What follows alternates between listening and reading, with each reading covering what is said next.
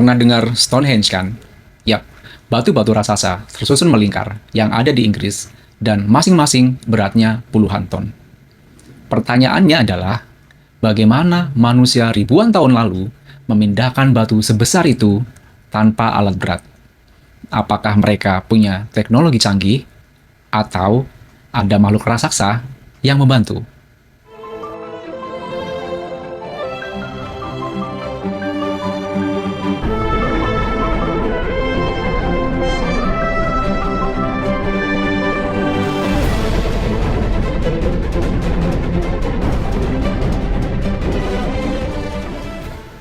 Halo para seekers, selamat datang di Pintu Ibnu, kunci menuju dunia baru. Hari ini, kita akan membahas misteri yang bikin bulu kuduk merinding, manusia raksasa. Kita akan kupas dari sisi mitos global, bukti sejarah, penjelasan sains, dan satu topik yang sering bikin spekulasi liar. Apakah arsitektur kuno punya kaitan dengan raksasa? Langsung saja kita bahas. Sejak dulu, hampir semua budaya punya cerita tentang makhluk raksasa.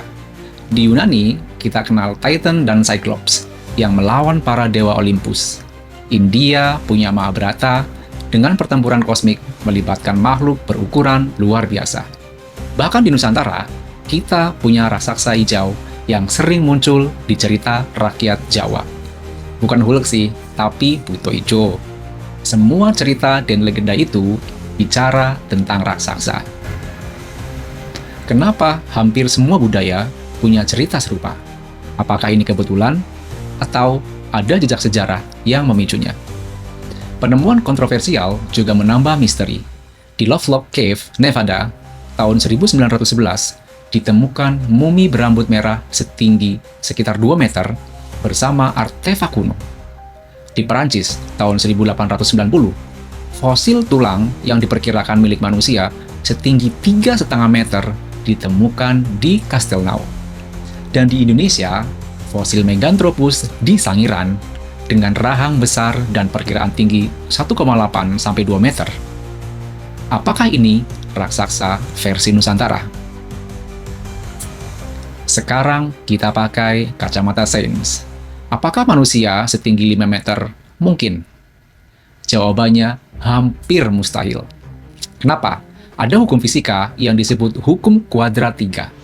Kalau tinggi manusia 2 kali lipat, beratnya akan 8 kali lipat.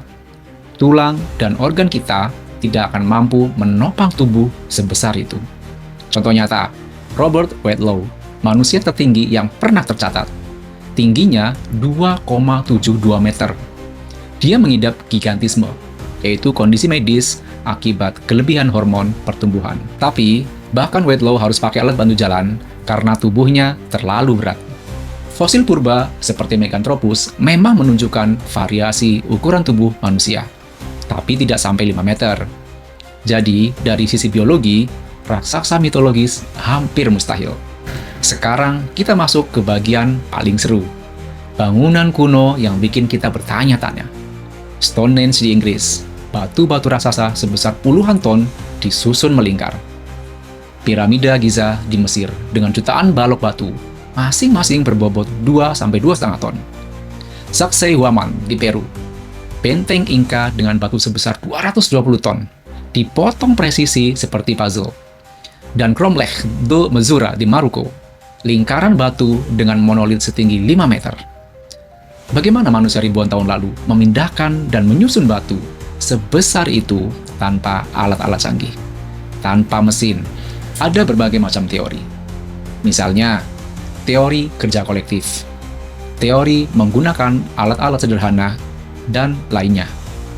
Tapi, spekulasi populer bilang, mungkin raksasa yang membangunnya.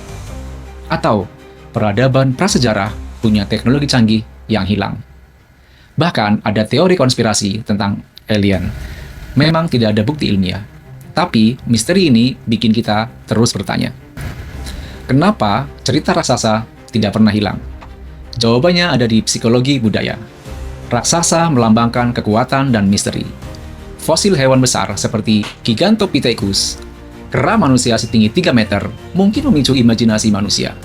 Dan arsitektur raksasa, bangunan besar memberi kesan dibuat oleh makhluk yang besar.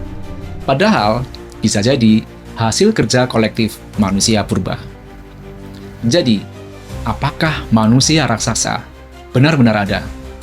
Dari sisi sains, jawabannya hampir mustahil. Ingat ya, hampir mustahil. Kenapa kita tidak secara jelas bilang bahwa itu mustahil? Karena sejarah, mitos, dan arsitektur kuno memberi kita banyak teka-teki. Mungkin raksasa hanyalah manusia purba berukuran besar. Atau simbol kekuatan dalam budaya. Atau ada sesuatu yang belum kita temukan. Terima kasih sudah menonton. Sampai jumpa di Pitu Ibnu berikutnya.